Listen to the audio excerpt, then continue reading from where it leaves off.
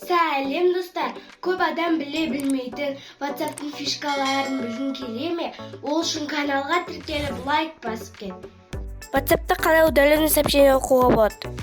Настройкаға кіреміз. Уведомление и строка состояния. Управление уведомлениями. Больше. Журнал уведомлений. Включить басамыз.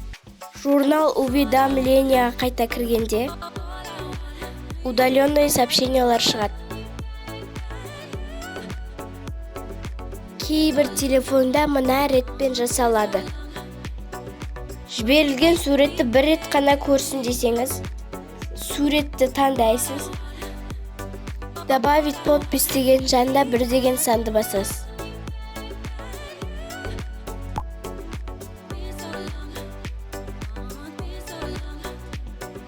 Тексті әртүрлі шрифтте жазу үшін тексті белгілеп аласыздар, жанында шыққан 2 нүктені басасыз.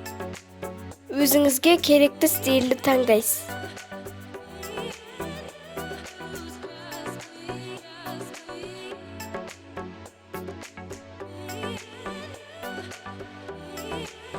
WhatsApp-та жиі сөйлесетін контактыны главный экранға шығарып қою үшін добавить иконку на экран дегенді басамыз.